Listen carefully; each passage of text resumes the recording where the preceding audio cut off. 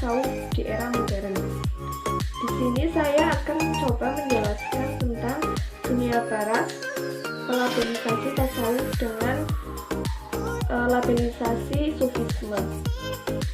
Julukan ini khusus untuk mistik Islam. Di dunia Islam, tasawuf termasuk salah satu disiplin ilmu.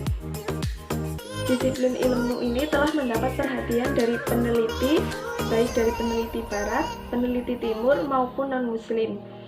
Sedangkan objek kajian dari tasawuf adalah Tuhan, di mana yang dituntut dan dicari di sini adalah Tuhan. Sedangkan konsep tasawuf adalah mujahadah dengan syarat ketenangan hati. Sedangkan tujuan dari tasawuf adalah mendekatkan diri dengan Tuhan. Ya, sedangkan tasawuf itu cukup sulit untuk didefinisikan. Ada yang mengatakan bahwa kata tersebut berasal dari kata sufah, sufu, safah, sofa, dan sopot. Sufah yaitu sebuah serambi dalam masjid di mana dulu sahabat Nabi berkumpul dan beribadah di situ. Tempatnya yaitu di Masjid Nabawi Madinah. Sedangkan sufu yaitu barisan depan dalam salat atau beribadah. Risalah yang ketiga adalah suf. Yang keempat yaitu adalah sofa, yang berarti jiwa yang bersih dan tenang, yang artinya yaitu jiwa kita terbebas dari segala perbuatan yang kotor. Suf yang berarti bulu domba, yaitu bulu domba yang sering dipakai para sufi untuk menunjukkan kesederhanaan dalam hidup mereka. Di sini juga dikatakan bahwa tasawuf bukan sebuah sekte atau aliran, tetapi jalan untuk mensucikan diri kepada Tuhan, yaitu entah dengan cara ibadah ataupun dengan cara lainnya.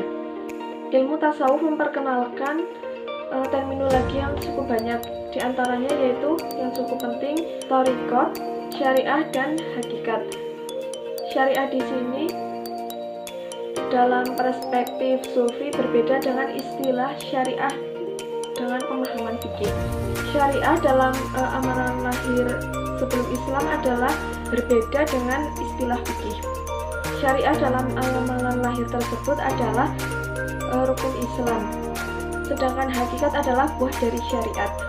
Jadi hakikat isi dari syariah, dan thariqat adalah jalan yang dilalui sufi untuk menuju thariqat.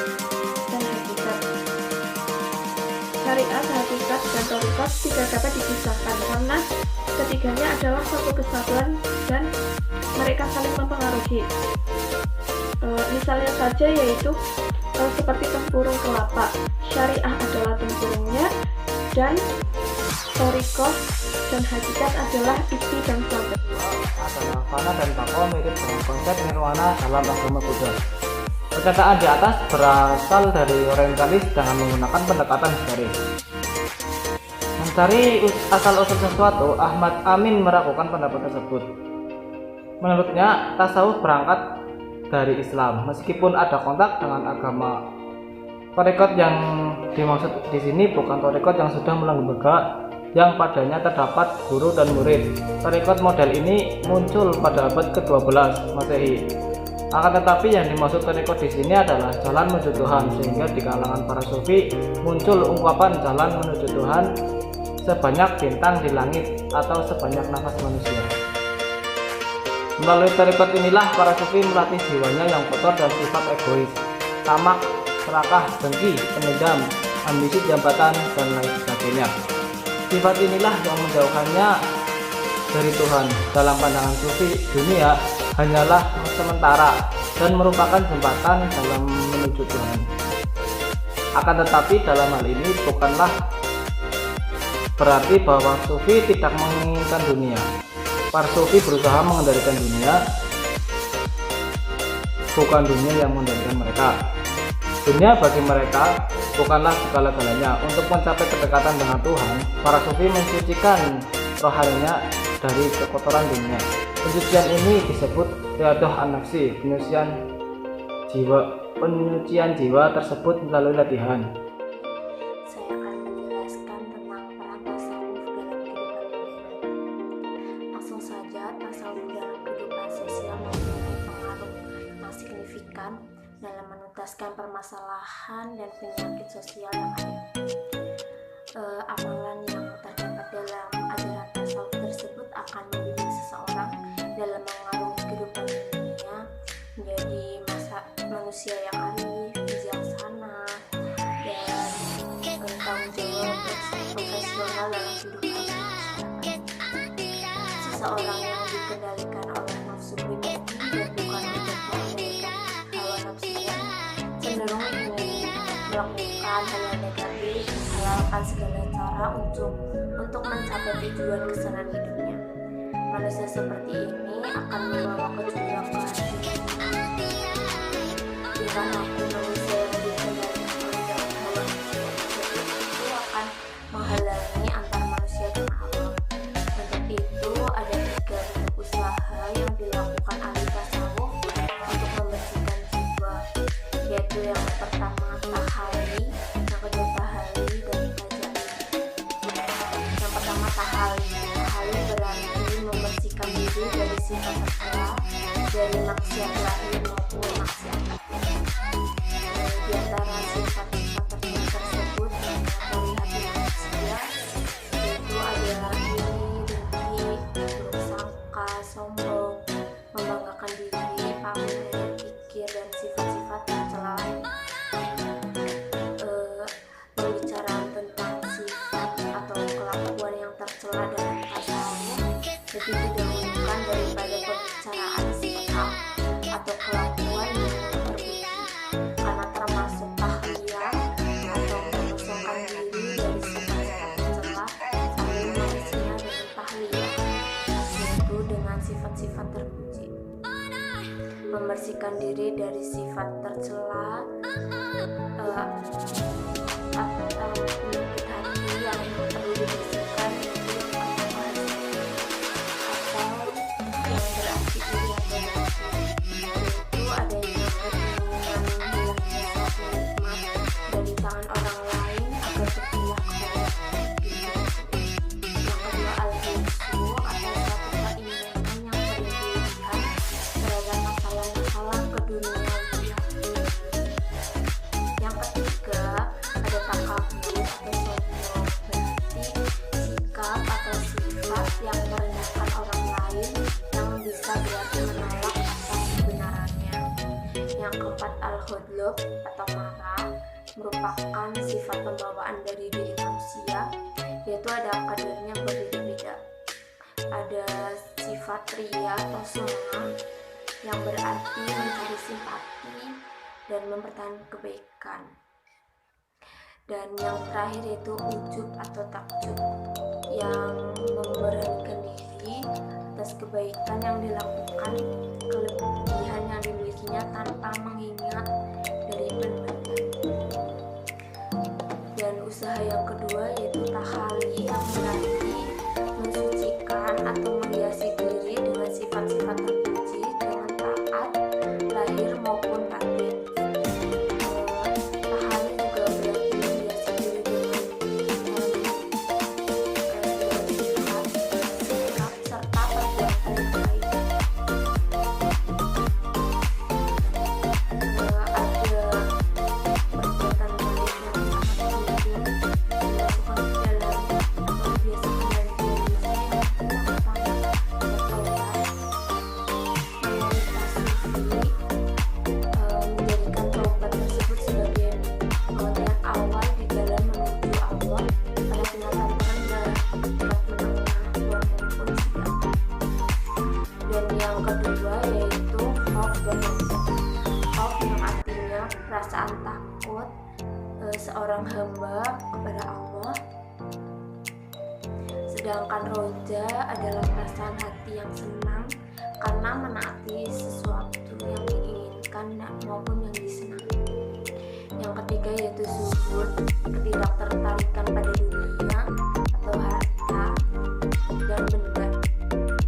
Selanjutnya yang keempat fakir, yang berartinya tidak menuntut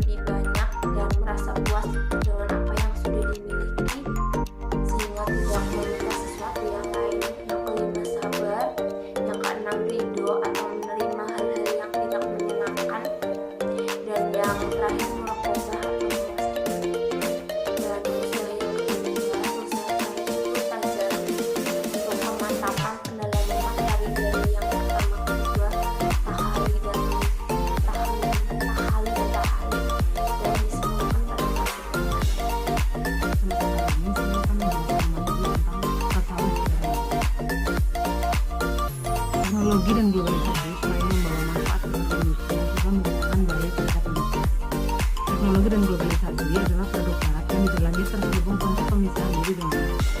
Konsep mereka berangkat dari ketidakpercayaan kepada transcendental dan alam bawah, sehingga peradabannya bermuara kepada pemujaan materi dan sosial. Kesuksesan dan keberhasilan diukur dari nilai materi, sehingga manusia mulai menjauhkan diri dari yang dianggap tidak rasional.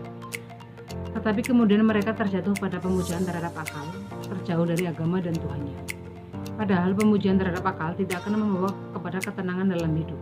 Ibarat gelas kosong bagi seorang yang sedang haus dan dahaga yang tidak memuaskan kehausannya. Teknologi, globalisasi, modernisasi, dan industrialisasi adalah suatu proses yang tidak dapat dielakkan, di mana teknologi dan ilmu pengetahuan merupakan tulang punggung. Namun hal ini telah membawa dampak negatif bagi kehidupan manusia. Kehidupan di era ini lebih terarah kepada individualitas, karena yang mereka kejar adalah materi. Mereka terlalu mendewa-dewakan materi dan kesenangan sesaat, karena menurut anggapan mereka, materi adalah simbol keberhasilan, bermartabat, dan kehidupan yang bergengsi. Dengan itu semua, kehidupan orang modern lebih leluasa, karena kehidupan yang dituju hanya satu, yaitu kehidupan dunia. Sementara mereka melupakan agama, baik hubungan dengan Allah ataupun dengan sesama manusia. Karena manusia tidak lagi mempercayai alam gaib, yaitu apa yang dibalik materi. Padahal pada diri manusia terdapat dua komponen. Yang pertama fisik, raga, dan yang kedua adalah jiwa, roh, dan spiritual. Kalau yang pertama fisik telah kita beri makan dan pakaian, tapi pada komponen yang kedua tidak diperdulikan eksistensinya, sehingga merenalah jiwa karena tidak diberi kebutuhan. Hal inilah yang membawa kepada kegersangan spiritual. Said Hussein Nur memberi gambaran bahwa kenyataannya masyarakat modern dewasa ini berada pada nestapa kehancuran moral dan spiritualitas, disebabkan oleh modernisasi serta semua teknologi canggih atau sains. Kenestapaan masyarakat modern tidak mau dan tidak mampu menerima nilai-nilai moral yang ditawarkan oleh ajaran agama. Oleh karenanya, mengapa ada konspirasi universal pada akhir abad ini yang menekankan perlunya memberi tempat pada mistik dan spiritualitas dalam kehidupan sosial manusia untuk mengatasi krisis-krisis sosial dalam kehidupan, terutama dalam kehidupan masyarakat. Al-Quran telah menuturkan dalam surat Al-Waqiah ayat 13 sampai dengan ayat 15 yang artinya, mereka itu orang-orang yang mendekatkan diri kepada Allah atau muqarrabun, berada di dalam surga kenikmatan. Golongan ini banyak terdapat pada orang terdahulu, sementara sedikit dari kalangan orang-orang yang sekarang terdapat. Sedangkan pada surat Al-Imran ayat 122 yang artinya, mereka diliputi oleh kehinaan di mana saja berada, kecuali jika berpegang kepada tali agama Allah dan tali hubungan baik dengan manusia. Kemajuan dan teknologi mewujudkan kecenderungan memicu keinginan untuk memenuhi materi yang merupakan ciri utama kehidupan manusia zaman modern. Ternyata harus ditebus dengan ongkos yang mahal, yaitu hilangnya kesadaran atau makna hidup yang lebih mendalam. Meskipun gaya hidup materialisme bukan monopoli masyarakat modern, kitab suci Al-Quran banyak memperingatkan umat manusia, antara lain melalui penuturan kisah masa lampau seperti gaya hidup yang terlalu mementingkan kebenaran, yaitu contohnya kisah Qarun dimaksudkan untuk menyampaikan pesan-pesan moral tentang kemungkinan merosotnya harkat dan martabat kemanusiaan. Gaya hidup serba kebendaan itu dengan sikap angkuh dan tidak peduli kepada orang yang kurang beruntung.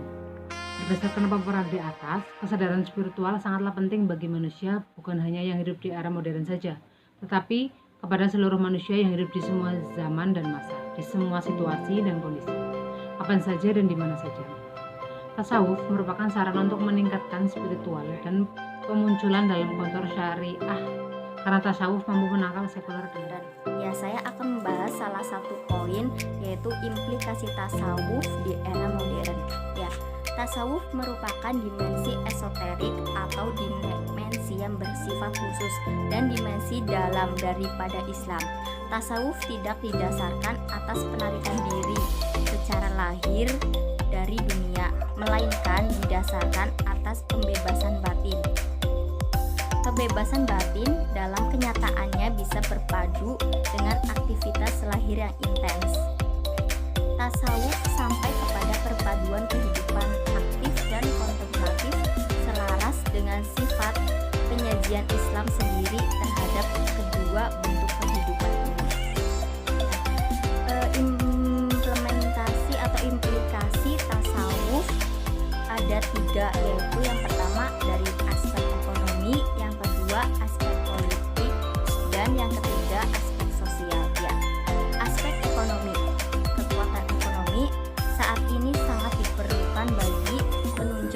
keberhasilan umat Islam demi menjaga dan mengangkat martabat umat Islam sendiri. Karena sekarang sudah banyak umat Islam menjadi bulan-bulanan oleh orang kafir karena kelemahan ekonomi, dan yang kaya akan semakin kaya dan yang miskin akan tidak diperhatikan lagi. Itu yang menjadi angka kemiskinan semakin besar. Tasawuf di era modern artinya sekaya apapun dan semiskin apapun tetap menyediakan suasana batin menjalani kehidupan. Maksudnya yang kaya ini tetap akan membantu yang miskin, dan yang miskin harus memiliki kekuatan dan kesabaran hati. Hubungan tasawuf dan aspek ekonomi ini tidak lepas dari kehidupan manusia, karena tasawuf adalah cara yang kita lakukan supaya amal kita diterima di sisi Allah Subhanahu wa Ta'ala. Ya, yang kedua ada aspek politik. Tasawuf tidak lepas dari kehidupan manusia, karena tasawuf adalah cara bagaimana amal yang kita lakukan itu diterima oleh Allah dari penjelasan di atas tadi. Begitu pula dengan politik. Politik juga tidak bisa lepas dari kehidupan manusia, karena politik tanpa tasawuf akan menjadi politisi yang berbahaya. Maka politisi itu seharusnya memiliki dan dimotivasi mereka untuk mempelajari atau mengamalkan ilmu tentang spiritual tasawuf.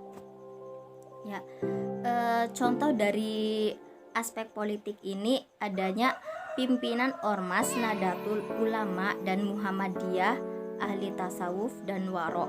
Selain mereka, politikus atau pejabat pemerintahan juga seorang sufi.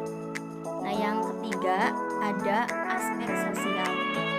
Tasawuf memiliki pengaruh tersendiri dan layak diperhitungkan dalam upaya menuntaskan problem-problem kehidupan sosial yang senantiasa berkembang mengikuti gerak manusia.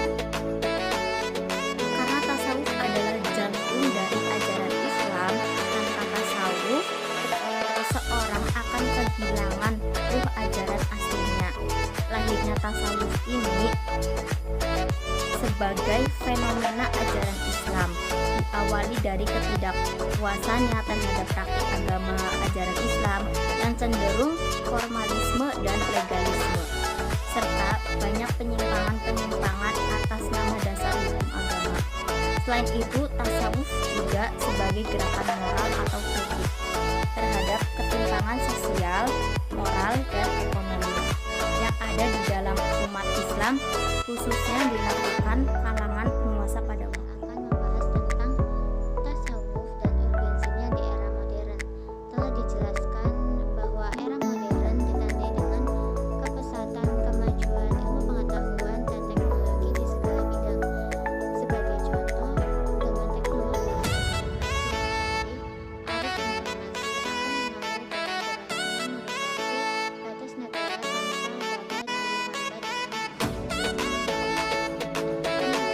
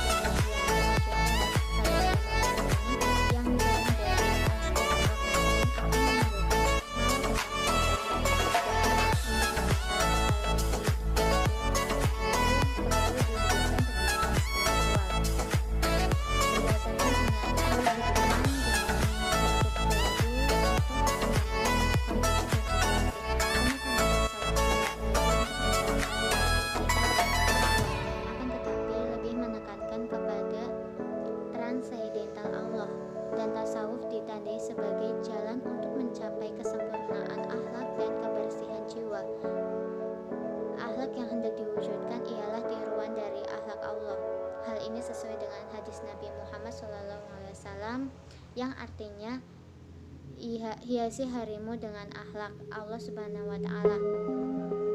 Sifat eskapisme dan anti keduniaan segera diganti dengan mengembangkan sifat positif terhadap dunia. Dengan kata lain, kesolehan individual tidak terlepas dari kesolehan sosial dan kesolehan environmental. Hal ini tidak mungkin dicapai tanpa perlu waktu-waktu yang khusus. Waktu-waktu yang tertentu yang digunakan khusus untuk mengamalkan ajaran-ajaran tasawuf ini perlu diinformasikan bahwa pada era modern kehadiran tasawuf mutlak dilakukan. Dengan ajaran tasawuf manusia dapat terbebas dari penyakit kemanusiaan dan bisa menggunakan kehampaan keperhatian sehingga terciptalah manusia yang kedamaian ini bisa tercipta dari kepribadian yang sehat yang memiliki akhlak yang mulia. Memang aktualnya dunia ini sangat membutuhkan tasawuf karena dalam tidak hanya berakhir kedamaian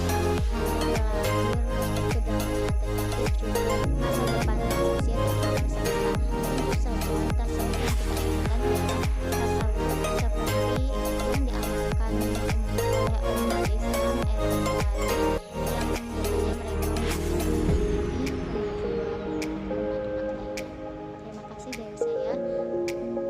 Kurang dan lebihnya mohon maaf. Wassalamualaikum warahmatullahi wabarakatuh. Putik yang sedang berbunga, harum yang sedang mewangi, haruskah gugur ke bumi? Hati yang sedang bahagia